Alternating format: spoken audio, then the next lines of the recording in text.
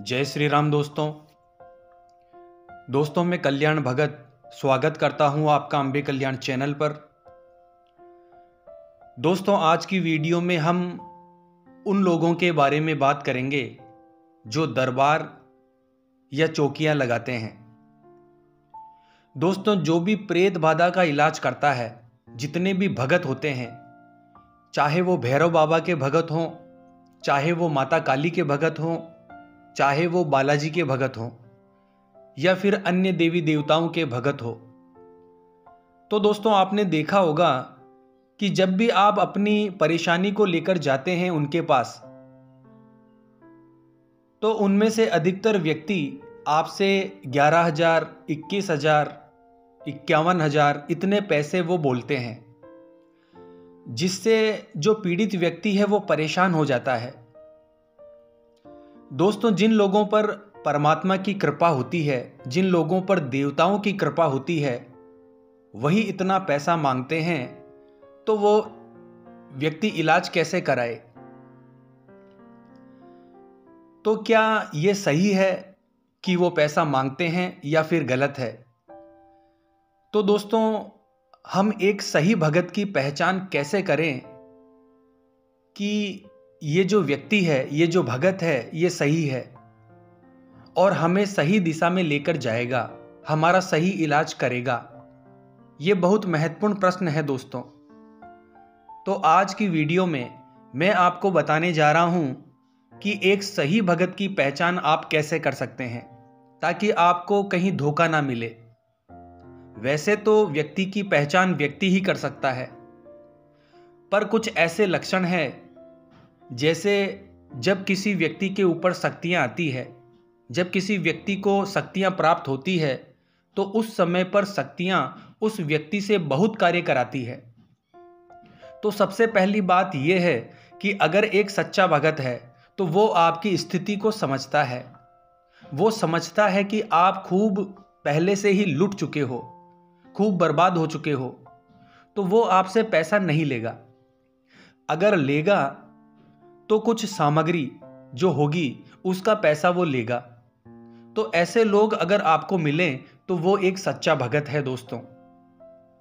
जो सच्चा भगत होता है, जिसके पास दैविक कृपा होती है, वो ऐसे भगत होते हैं जैसे मान लो आपके पेट में दर्द हो रहा है, आप इंजेक्शन और डॉक्टर का इलाज ले लेके थक चुके हैं, तो ऐसे ऐसे भगत हैं जो मात्र 10 मिनट के अंदर बैठे बैठे, ना किसी हॉस्पिटल में जाना है ना डॉक्टर के पास जाना है, उस दर्द को ऐसे ही गायब कर देते हैं कि आपको पता भी नहीं चलता कि ये सब कैसे हुआ। तो ऐसे जो भगत होते हैं वो बहुत कम होते हैं। वो आपको एक चीज़ बताते हैं कि आपको ये उपाय करना है, इस उपाय को करने से आपका सब कुछ ठीक हो जाएगा। तो ऐसे भगत होते हैं जो आपको बताते हैं कि ये जो कार्य है ये सही है और ये कार्य जो है ये गलत है। जो सही भगत होगा वो सबसे पहले आपके पितृ और कुल के देवी देवता को, अगर वो बंधन में है तो सबसे पहले उनको फ्री करवाएगा। उसके बाद ही आपके इलाज के लिए वो बोलेगा। एक बात और मैं बता दूं, कई लोग ऐसे भी हैं जो अपना घर बार मतलब काम धंधा छोड़कर इसी चीज में लगे हुए हैं, भक्ताई में लगे हुए हैं।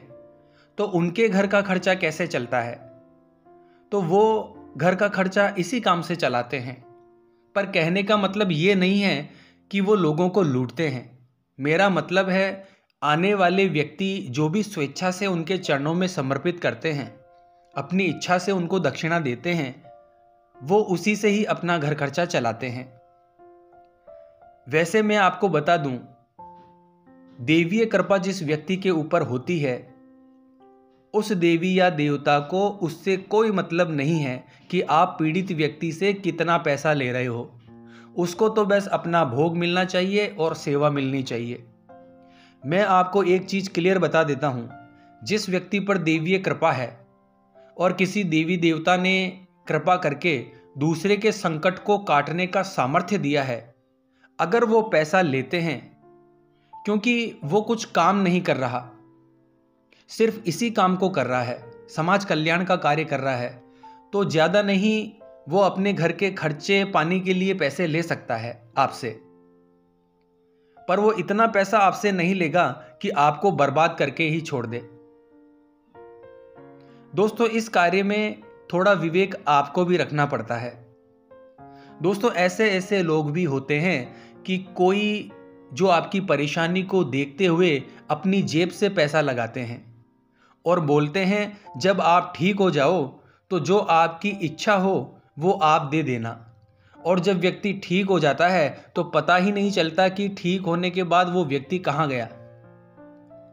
वो ये भी नहीं देखता कि जो भगत है उसने अपनी जेब से पैसा लगाया है, और फिर ठीक होने के बाद वो भूल जाता है और बाद में परेशान होता है, और कभी ना कभी उसको फिर से उस भगत के पास आना पड़ता है परेशान होकर।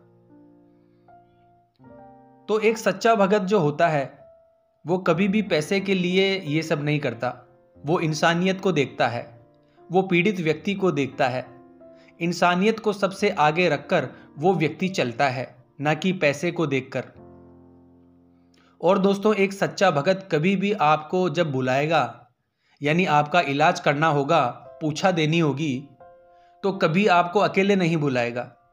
अगर वो आपको अकेले में बुलाता है तो इसका मतलब है कि वो सही भगत नहीं है, क्योंकि कभी भी कोई भी भगत है वो आपके माता पिता के साथ ही आपको बुलाएगा, क्योंकि जो घर के बड़े होते हैं, जो घर के बुजुर्ग होते हैं, उनकी अनुमति लिए बिना वो कोई भी कार्य नहीं करता। तो ऐसे जो भगत होते हैं वो सही भगत होते हैं, जो आपके परिवार के सामने इलाज करते हैं। साथ ही ऐसे भगत जो डंके की चोट पर काम करते हैं। डंके की चोट पर काम करने का मतलब है दोस्तों कि अगर उन्होंने बोल दिया कि 1 हफ्ते में आप बिल्कुल ठीक हो जाओगे, तो आप बिल्कुल ठीक हो जाते हो। और अगर कोई व्यक्ति है जो आपके घर से निकल गया है और उन्होंने समय दे दिया कि 10 दिन के अंदर वो आपके घर आ जाएगा, और वो व्यक्ति 10 दिन के अंदर घर आ जाता है, तो इसका मतलब है वो व्यक्ति सही है, वो भगत सही है। क्योंकि डंके की चोट पर जो कार्य करते हैं वो वही कार्य करते हैं जिन्हें अपने इष्ट देव पर विश्वास होता है। तो आशा करता हूं दोस्तों, आज की ये जानकारी आपके लिए उपयोगी साबित होगी।